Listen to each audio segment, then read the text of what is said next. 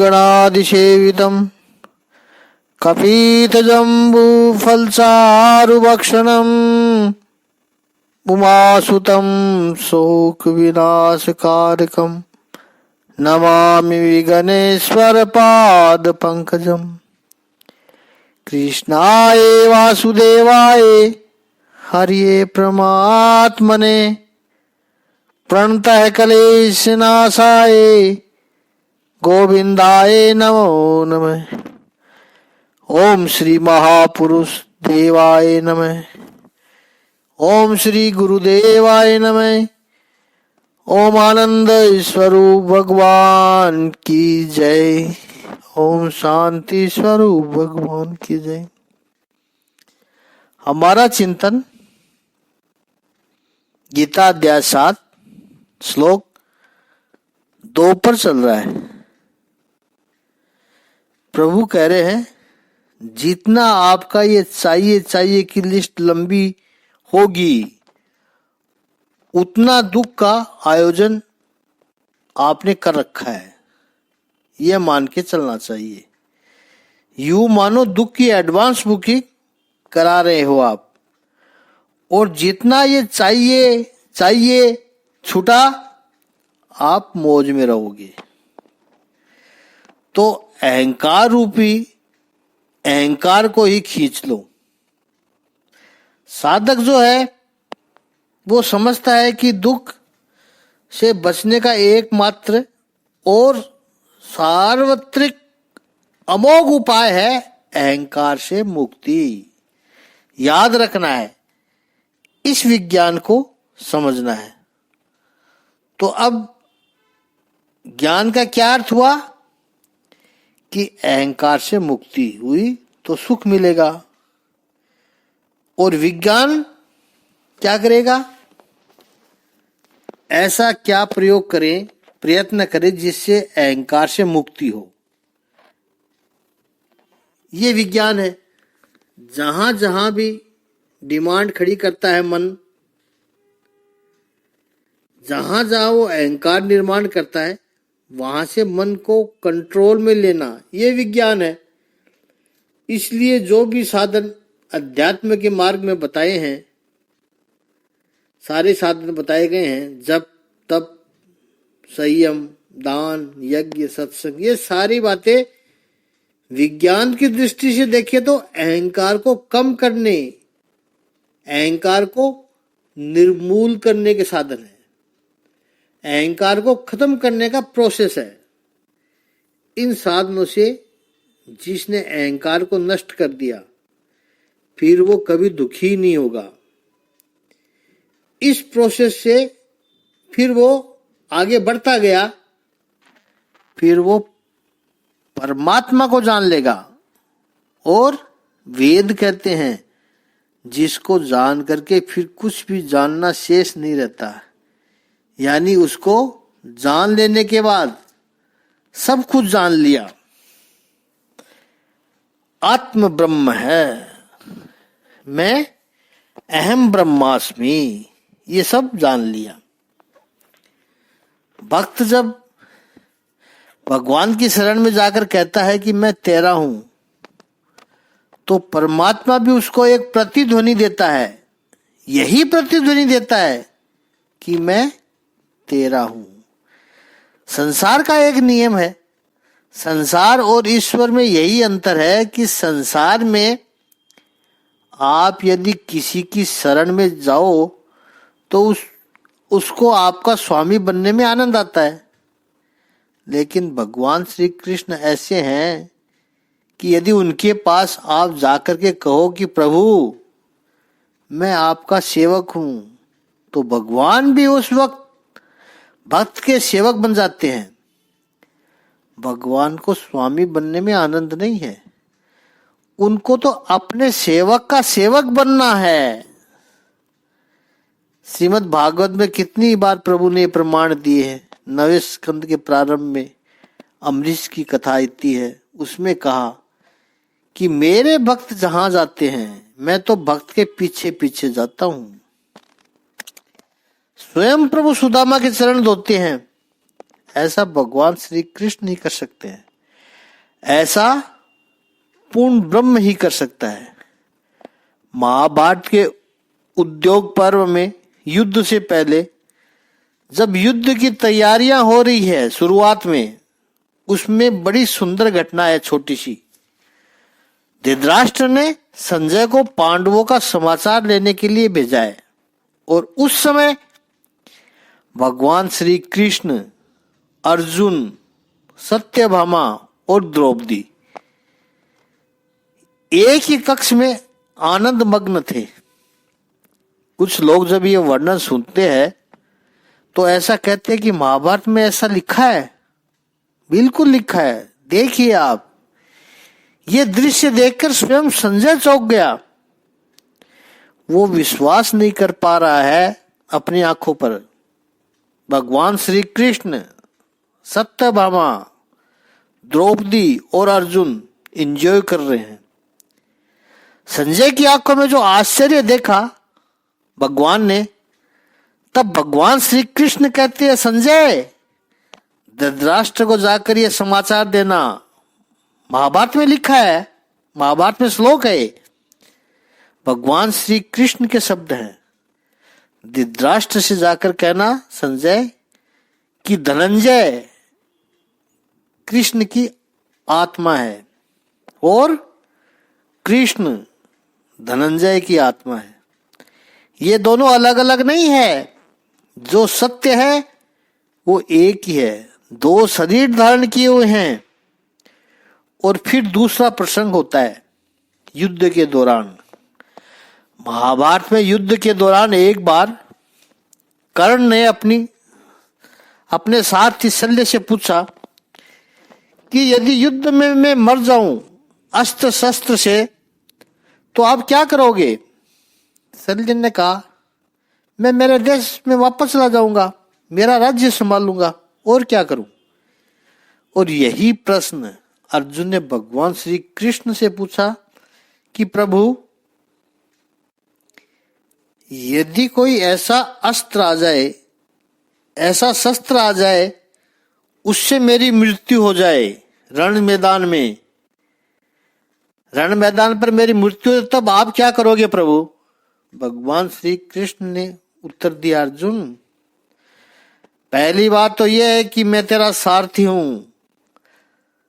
जब तक तू मर नहीं सकता, बाल न बाका कर सके सारा जग बेरी हो, तेरा बाल भी बाका नहीं होने दूंगा अर्जुन।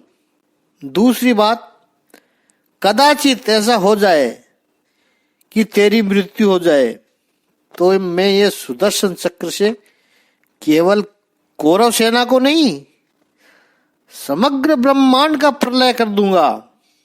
मैं मेरे अर्जुन के सिवा रह ही नहीं सकता। अर्जुन मेरा है, मैं अर्जुन का हूं। ये देखो दो उत्तर। शल्य ने कहा कि तुम मर जाओगे तो सारथी का काम मेरा पूरा हो गया, चला जाऊंगा मैं अपने देश में, मैं तो राजा हूं, अपना राजपाट संभाल लूंगा, राज्य संभाल लूंगा अपना। लेकिन भगवान श्री कृष्ण कहते हैं कि अर्जुन, ये संभव ही नहीं है कि मेरे होते हुए तुझे कुछ हो जाए। ऐसा है प्रभु का आश्रय लेने का अर्थ। भगवान श्री कृष्ण की सेवा आप करोगे तो भगवान आपके सेवक बन जाएंगे। कितने ही भक्तों के घर में आकर सेवा की है प्रभु ने। नरसी को मायरो भरियो है, मायरो लेकर गए हैं। तुक्काराम के घर में सेवक बन के गए हैं। मैं बैठा हूं, चिंता क्यों कर रहे हो? डरो मत, मैं हूं। विश्वास देते हैं प्रभु। यत ज्ञात्वा न ई है, भूय अन्यत ज्ञात्वम अविश्यते। इसको जानने के बाद कुछ भी जानना शेष नहीं रहेगा। यज ज्ञात्वा का अर्थ है भगवान तो स्वयं ही प्रकाशमान है। कठोपनिषद में यमराजा नचिकेता को उपदेश करते हैं कि आत्मा तो स्वयं प्रकाशमान है। श्रीमद् भागवत में भी प्रथम स्कंद के प्रथम अध्याय का प्रथम श्लोक मंगलाचरण में कहते हैं प्रभु स्वयं प्रकाशमान है, प्रभु के पास तो अपना तेज है, तो फिर उनका ज्ञान क्यों नहीं होता है हमें? उनका ज्ञान इसलिए नहीं होता है कि संशय और विपर्यायी के कारण नहीं होता है। परमात्मा तो है ही, ये मनुष्य का संशय ही मनुष्य को परमात्मा से दूर कर देता है। परमात्मा तो है ही, तो ये संशय और विपर्यायी का निवारण उसी को कहते हैं ज्ञात्वा। संशय क्या है और विपर्यायी क्या है? संशय का अर्थ है दिस या दैट, यानी ये या वो, कौन सा है, ये संशय है, डाउट। सुख संसार में है या सुख ईश्वर में है, ये संशय है। और विपर्यायी क्या है? विपर्यायी का अर्थ है उल्टा निश्चय। उल्टा निश्चय क्या है? सुख संसार में नहीं है, फिर भी वो सोचता है सुख संसार में है, ऐसा मान लेना, वो विपर्यायी है। इन दोनों के कारण क्या होता है? उस दिशा में गति होती है। संशय या विपर्याय के कारण मनुष्य को लगता है कि संसार में सुख है, तो फिर उधर गति होती है, उसे कहते हैं अज्ञान। क्योंकि फिर व्यक्ति संसार की प्राप्ति के लिए ही प्रयत्न करता है। भगवान कहते हैं एक बार ये ज्ञात्वा, ये संशय चला जाए, ये विपर्यायी चला जाए, फिर इस संसार में जानने के लिए और कुछ भी बाकी बचता ही नहीं है। उपनिषद में बड़ी सुंदर कथा है श्वेत केतु की। श्वेत केतु गुरु के आश्रम में से विद्या प्राप्त करके लौटता है, इतना ज्ञानी है, दिगंबर में उसकी कीर्ति फैल गई है। तो गांव के लोग गाजे बाजे नगाड़े के साथ उसका स्वागत करने के लिए उत्सुक है। मनुष्य का एक स्वभाव है, देखना आप, बाहर सब जगह कीर्ति हो, प्रसिद्धि हो, अच्छा लगता है, लेकिन जब अपने गांव के लोग, अपने शहर के लोग, अपने मोहल्ले के लोग, अपनी सोसाइटी के लोग जब सम्मान करे, सत्कार करे, तो वो बहुत अधिक अच्छा लगता है।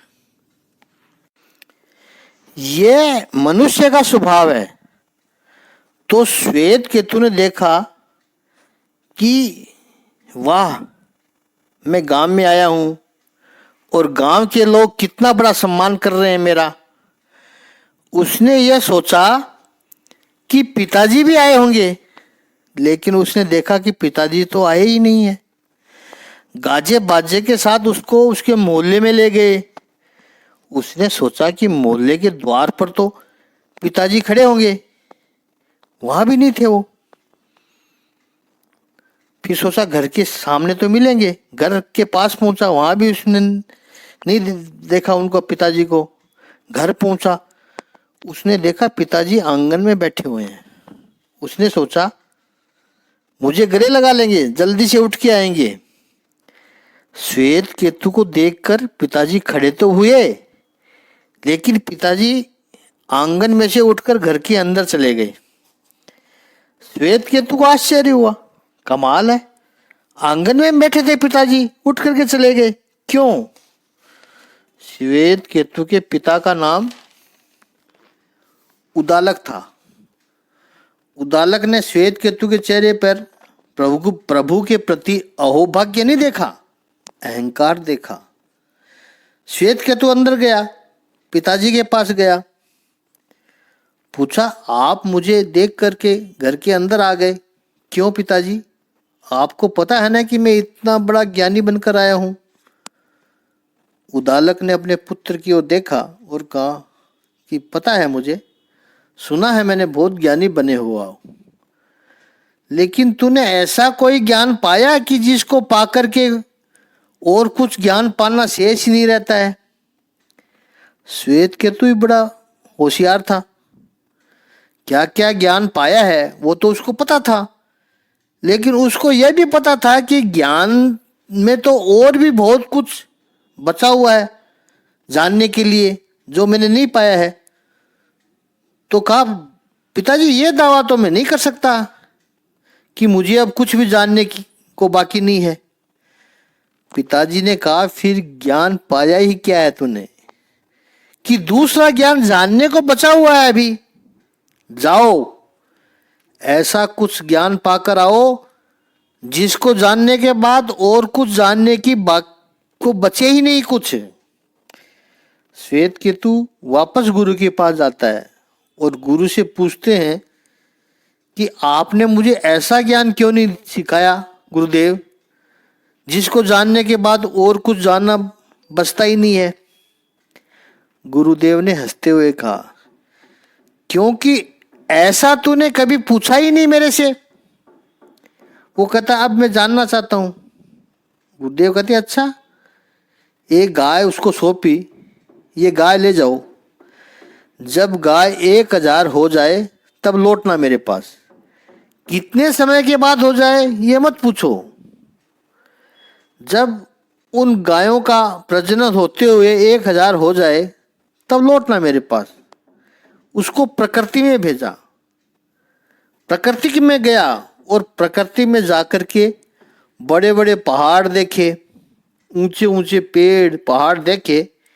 ये सब देखा तब उसका अहंकार से सर ऊंचा हुआ था वो नीचा हो गया।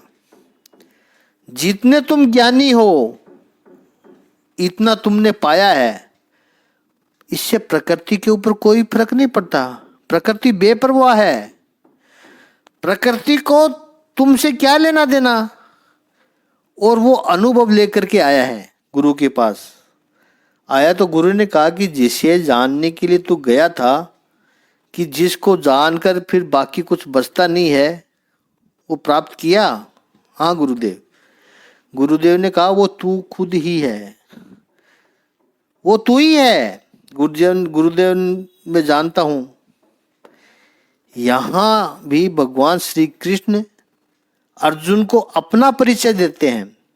ऐसा ज्ञान जिसको जानने के बाद कुछ भी जानने को अविशिष्ट रहता नहीं है, कुछ बचता ही नहीं है। 7वां अध्याय ज्ञान विज्ञान योग है। कितने क्रांतिकारी रहे होंगे भगवान श्री कृष्ण कि आज से 5300 वर्ष पहले उन्होंने हिम्मत जुटाई और ज्ञान और विज्ञान को बिल्कुल साथ में रखा। अन्यथा ज्ञान को धर्म से जोड़ा जाता है, ज्ञान तो धर्म से जुड़ता है, और विज्ञान को आधुनिकता से जोड़ा जाता है। परंपरा से ऐसा माना जाता है कि विश्व भर में केवल हम यहाँ भारत के सनातन वैदिक धर्म के प्रति या हिंदू धर्म की बात नहीं कर रहे हैं। समग्र विश्व के जितने भी धर्म है, धर्म को मानने वाले लोग विज्ञान पर भरोसा नहीं करते, और जो आधुनिक मानस रखते हैं, बुद्धिवादी है, विज्ञानवादी है, स्वयं को वैज्ञानिक समझते हैं, वो धर्म में बहुत श्रद्धा नहीं रखते हैं। आज से 200-250 वर्ष पहले जब मॉडर्न साइंस की शुरुआत हुई तो उस समय साइंटिस्ट बहुत एरोगेंट था, उसको अपने बुद्धि पर बड़ा नाज था। उस समय साइंटिस्ट से पूछा जाए, do you believe in religions? वो कहता था, of course not, I am scientist.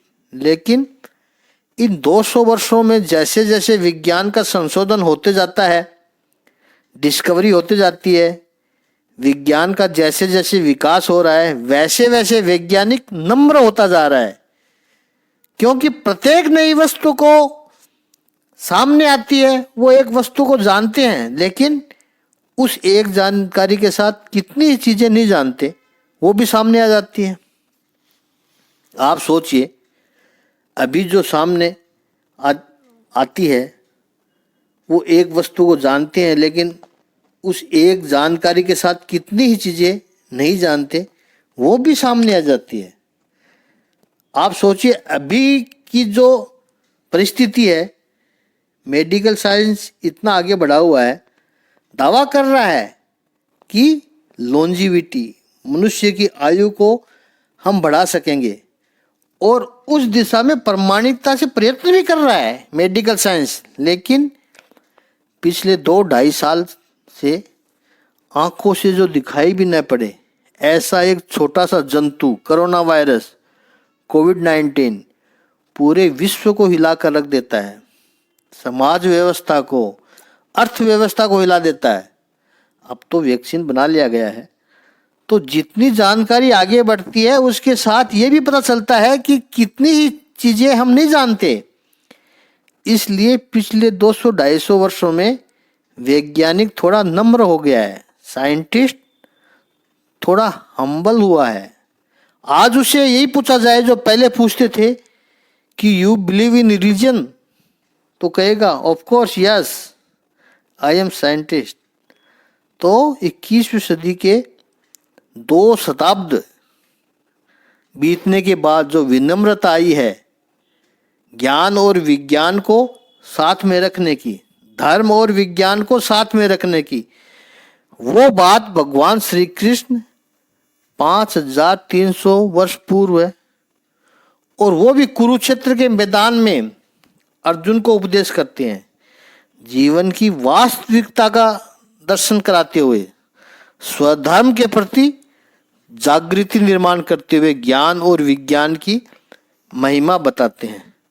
तो पहले 2 श्लोक को हमने देखा कि परमात्मा ने कहा कि अर्जुन, मैं ऐसा ज्ञान तुझे देने जा रहा हूं, आगे और क्या ज्ञान देंगे उस पर कल चिंतन करेंगे। ओम श्री सच्चिदानंद भगवान की जय। ओम श्री आनंद कंद भगवान की जय।